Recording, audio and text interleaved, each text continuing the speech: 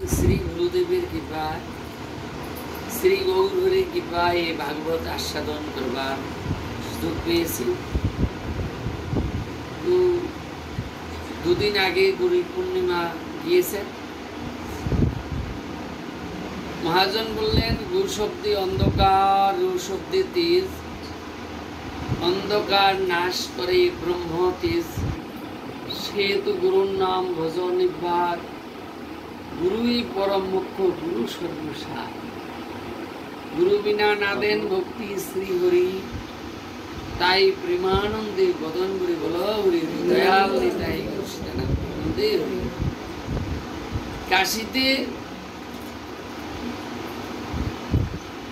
সেখানে গুরু ভক্তের কথা বর্ণনা আছেন। একজন ভক্ত ছিল, তো উনি কোথায় দীক্ষা নেবে, কোথায় দীক্ষা নেবে, কারণ দীক্ষা হলো দিগ্নি, আশ্রয় লইয়া ভজে তারে কৃষ্ণ নাহিতে যে আসব মরে অকার, আশ্রয় নিয়ে এই সাধন ভোজন করতে হবে। তো ঘুরতে ঘুরতে ঘুরতে ঘুরতে তিনি একজন সাধুর দর্শন পেয়েছেন। আমাদের শাস্ত্রে আছে যে সৎ গুরুদেবের চরণাশ্রয়, গুরু যিনি অন্ধকার থেকে আলোর পথে নিয়ে দেন, যিনি ভগবানকে পাইয়ে দেন, এই সংসার বন্ধন থেকে উদ্ধার করে ভগবানকে পাইয়ে দেন, ইনি হলো গুরু।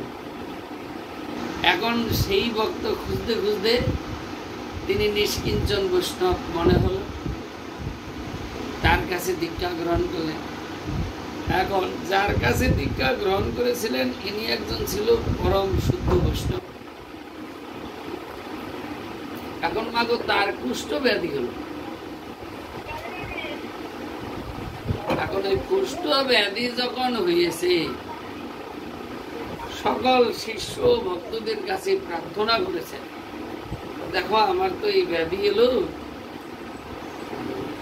আমি নড়াচড়া করতে পারছি না, একটু জল গরম দরকার, তো আমার কাছে যদি কেউ থাকতেন ভালো হতো। তো একদিন সকল শিষ্যকে ডাকলেন, ডেকে তিনি এই ভাগবতের আয়োজন করলেন। শেষে সবার কাছে একটা নিবেদনটা রাখলেন, দেখো আমার এই মতো অবস্থা, আমার কুষ্ঠব্যাধি হয়েছে, এখন একজন যদি আমার সেবায় আসতেন তাহলে আমার ভালো হতো। আমি তো একা পারছি না, যারা আমার সাথে ছিল তারা সবাই আমার এই পরিস্থিতি দেখে চলে গেল।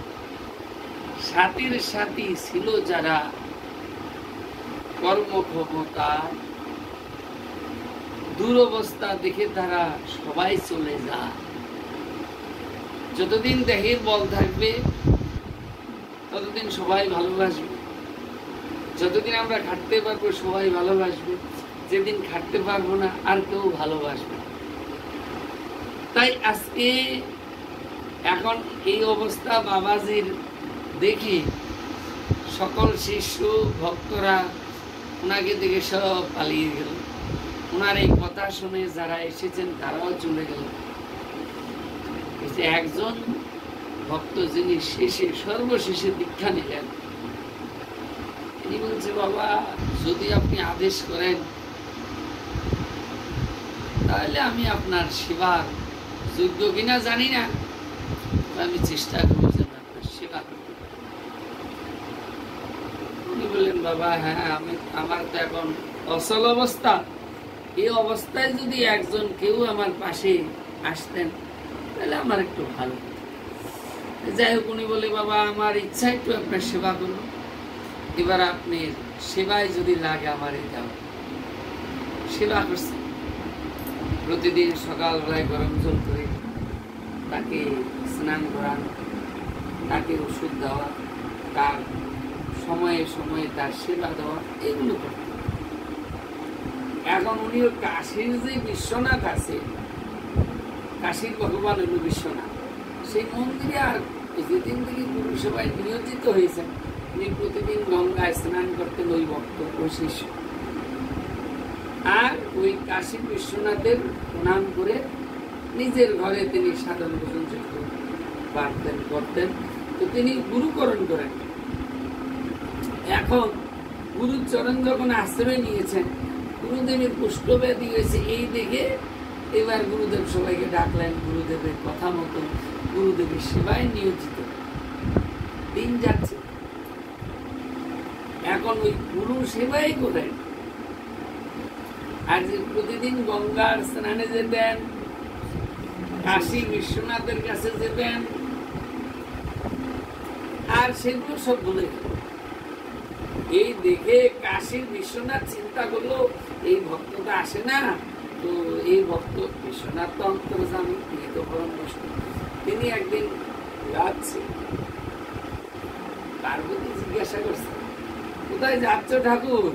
বলে, আমি এক ভক্তকে দর্শন করতে যাব।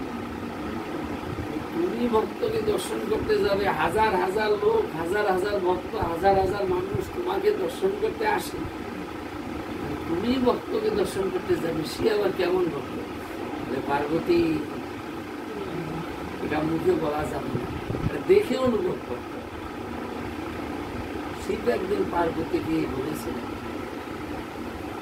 কার সাধনা শ্রেষ্ঠ বলো?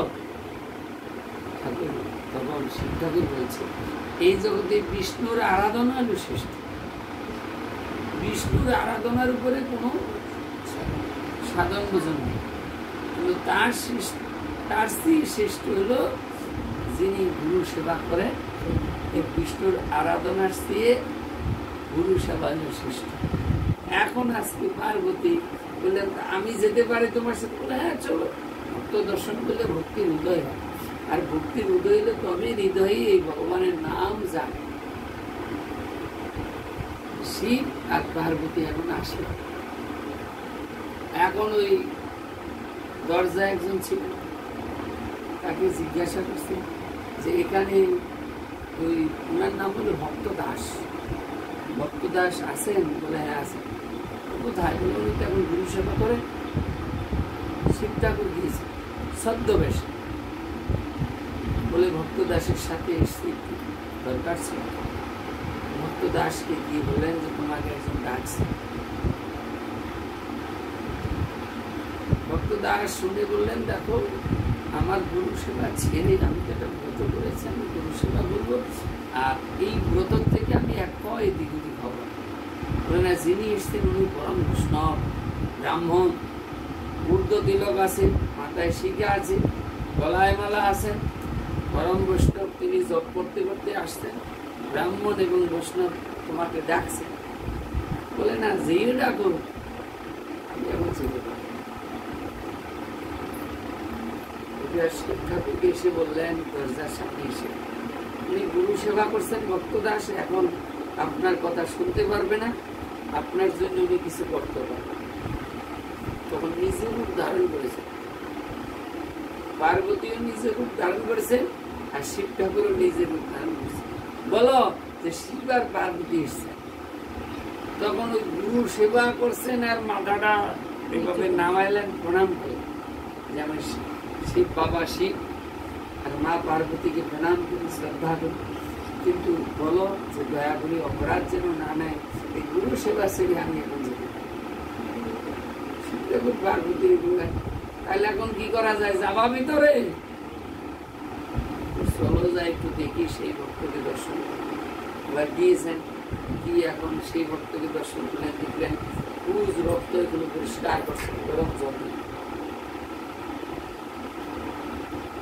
শিব ঠাকুর দেখে তখন বর দিতে চাইলেন। ভক্তদাস কহে করিনি বেদন, বর যদি দিতে হয় এই বর দাও এখন, জন্ম জন্মান্তর যেন গুরু সেবা করতে পারি। আমাকে যদি বর দিতে হয় এই বর দাও, কৃপা করি।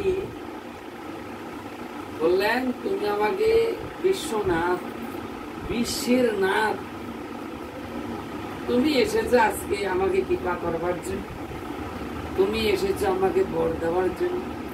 তুমি পরম বৈষ্ণব, তুমি দয়াল। বৈষ্ণব কাকে বলে? যিনি সর্বদাই ভগবানের নাম করেন, যিনি জগতের সারকে দূর করেছেন, যিনি ভগবানের চরণকে সার করেছেন, যিনি সব কিছুর মধ্যে ভগবানকে দেখেন, তিনি বৈষ্ণব। তো তুমি হলে স্বয়ং বৈষ্ণব, কাশীনাথ। তুমি এসেছো আজকে আমাকে কৃপা করবার জন্য। আমার তো সাধন ভোজন কিছু নাই।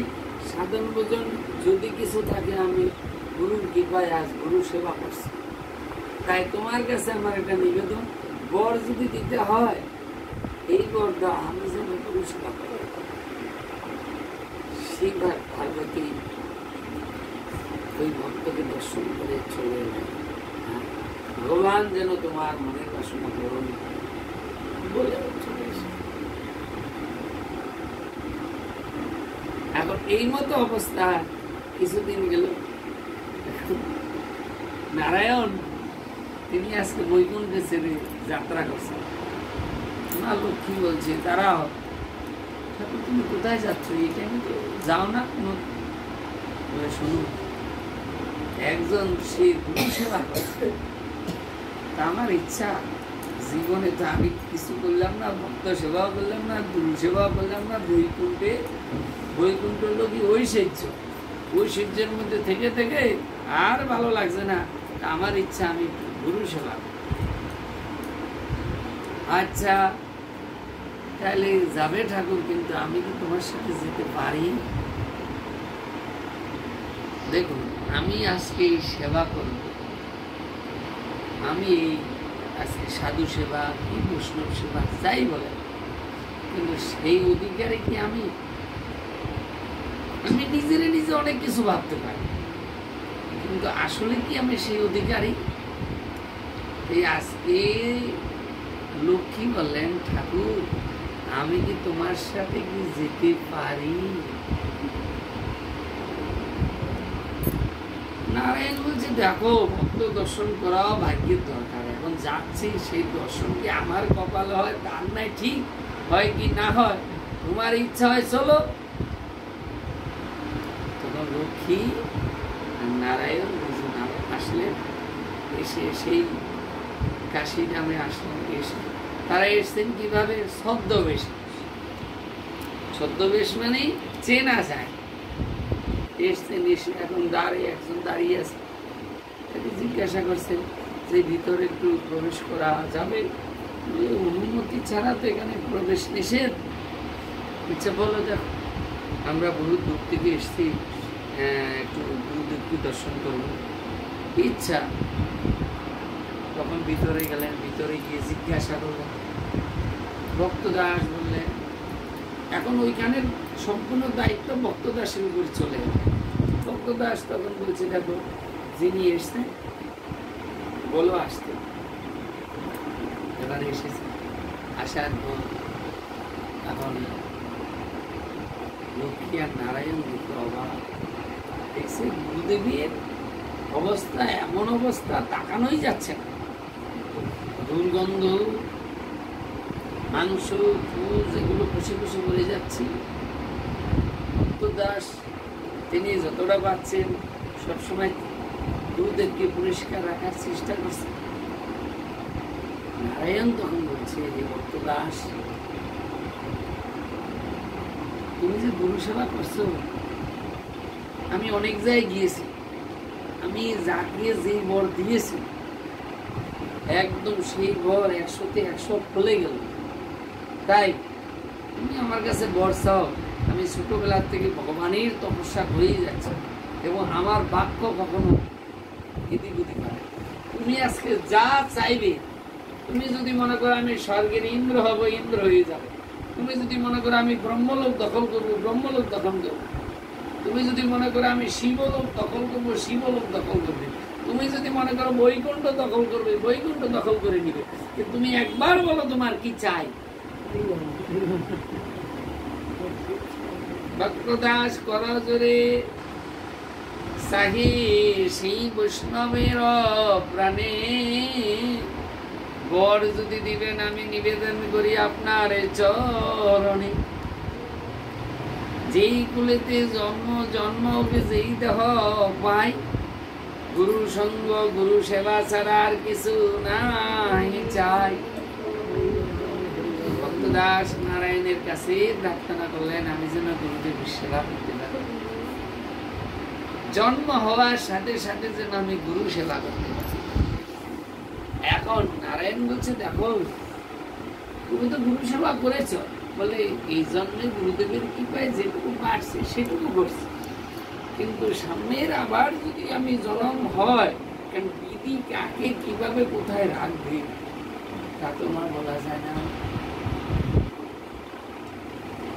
কারণ আমার কর্মময় যেই জন্ম হবে, আমি তো কোনো ভালো কর্ম করি নাই। ভক্তদাস বলবে মা আমি এই জন্মে যেটা করব সামনের জন্মে সেটা উপস্থিত সংস্কার। দেখবে একটা বাচ্চা ছেলে, মা বাবা কখনো শিখায় না, বাচ্চা কি করে একটা কুকুর দেখ একটা বিড়াল দেখলে কি একটা লাথি মারে, কিন্তু মা বাবাকে শিখায় যে কুকুর বিড়াল দেখলে তুই লাথি মারবি। আগের জন্ম এরকম হিংসা করে এসেছে। আবার কোনো কোনো বাচ্চা ঠাকুমার সাথে দাদুর সাথে সেই গান কীর্তন ছাড়া কিচ্ছু চিনবে না, ঘরে ঠাকুরের চরণে ফুল দিবে, তুলসী পাতা দিবে। বাচ্চা কি করে জানে যে আমি এটাই করবো? কোনো বাচ্চারা আনবা ওখান থেকে চলে যাবে, ঠাকুর ঘর থেকে চলে যাবে, সাধু সঙ্গ থেকে চলে যাবে।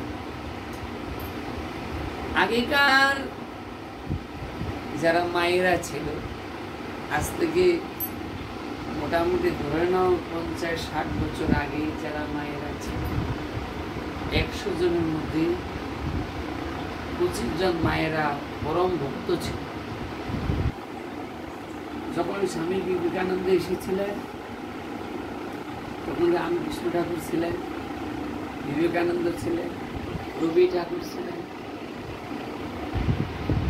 যত ঈশ্বরচন্দ্র বিদ্যাসাগর ছিলেন, অনুকূল ঠাকুর ছিলেন, সবার একসাথে এসেছে। কোন মা, আমরা যখন মাতৃগর্ভে আসি, এই মাতৃগর্ভে আসার 1 মাস আগে থেকে কোনো মা যদি নিরামিষ খেয়ে আর সর্বদাই ভগবানের নাম করে তিনি সন্তান আনেন, ওই ছেলে সারা পৃথিবীকে ভালোবাসবেন, পিতা মাতার সেবা করবেন, সারা পৃথিবীর সেবা করার চেষ্টা করবেন, সর্বদাই ভগবানের নাম করবেন, উনি মহাপুরুষ হবে, ওনাকে সবাই প্রণাম করবেন। ওই বাচ্চা ছেলের সবাই প্রণাম করবেন, শ্রদ্ধা করবেন।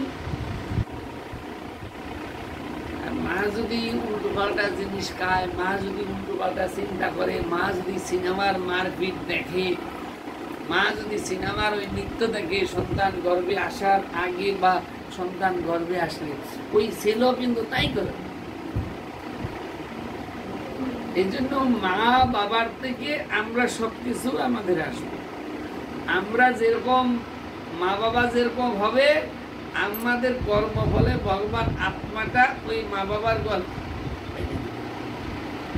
এই জন্য বললো আবার যদি পাঠাও দয়াল এই ভব সংসারে, শুদ্ধা ভক্তা মায়ের গর্ভে জন্ম দিয়ে মরে, আমি ভক্তের সাথে কৃষ্ণ নাম করিব রাত্রি দিনে, এই নিবেদন করিলাম আমি তোমার চরণ। হে বিধি, যদি আবার আমার জন্ম হয়, আমাকে যেন শুদ্ধ ভক্তা মায়ের গর্ভে জন্ম দিও, আমি আর কিছু চাই না। কারণ মা কৃষ্ণ ভক্ত হবে। মা আমি তো ধরো ছলনা করি, এই জগতে যারা কৃষ্ণ ভক্ত নিষ্কাম অতএব শান্ত। কৃষ্ণ ভক্ত কি হয়? কোনো চাওয়া পাওয়া থাকে না, ওনার একটাই চাওয়া পাওয়া, হে গোবিন্দ আমি যেন তোমার নাম না বলি, আর আমি যেন সাধুর সেবা করতে পারি।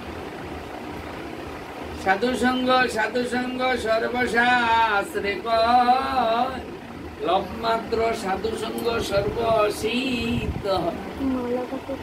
এই সাধু সঙ্গ যখন আমরা করব, আর সাধুর কথা আমরা যখন ধ্যান দিয়ে শুনবো, সাধুর কথা যখন আমরা ধ্যান দিয়ে শুনবো, তখন আমাদের কি আসবে? তেজ আসবে। এই সংসার ভালো লাগবে না। তখন একটাই আসবে, কোথায় একটু ভগবানের নাম করবো, কোথায় একটু সাধুর সেবা করবো।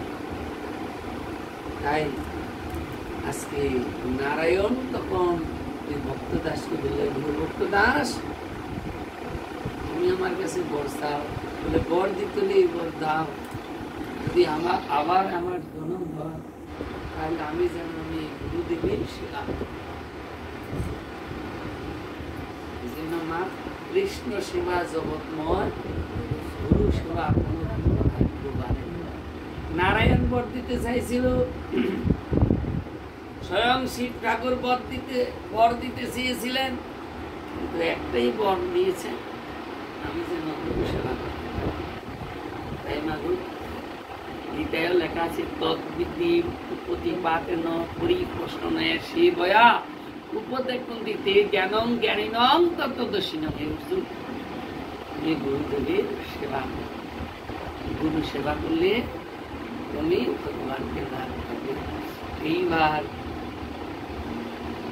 গুরুদেব তিনি আজকে ভক্তদাসকে বললেন, হে ভক্তদাস যাও, তুমি যেখানে বসে পূর্বে ভগবানকে ডেকেছো যে আমাকে গুরু পাইয়ে দাও, আমাকে আমি যেন সর্বদাই গুরু সেবা করতে পারি, তাই প্রার্থনা করেছিলে শিব ঠাকুরের কাছে, বিশ্বনাথের কাছে চলে যাও, সেখানে গিয়ে বিশ্বনাথকে প্রণাম করে আসো। এইবার গুরুর কথা মতো সেই বিশ্বনাথের কাছে গেলেন, আর বিশ্বনাথের কাছে গিয়ে যখনই প্রণাম করে ফিরে এসছেন, দেখে গুরুদেবের পুষ্ট ব্যাধি নাই, গুরুদেব পুরো সুস্থ। তাই মাগো, গুরু সেবা করলে কি হয়, এই জগতে ভক্ত দাসকে দিয়ে দেখায় দিয়ে দেয়। মহাভারতে একটা কাহিনী আছে, অভিমন্যু এক ভক্ত ছিল, আর এই অভিমন্যু তিনি গিয়েছেন গুরু গৃহে।